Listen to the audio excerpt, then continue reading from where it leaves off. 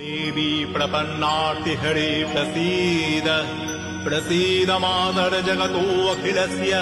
प्रसीद विश्वेश्वरी पाहि विश्वम् त्वमीश्वरी देवी चराचरस्य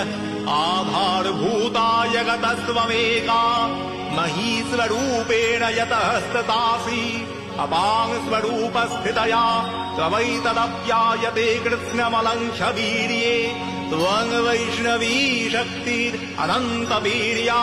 विश्वस्य बीजं परमासि माया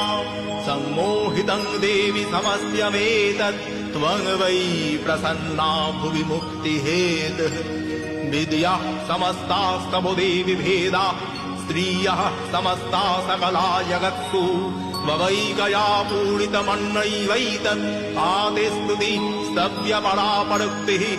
सर्वभूता यदा देवी सर्गभुक्ति।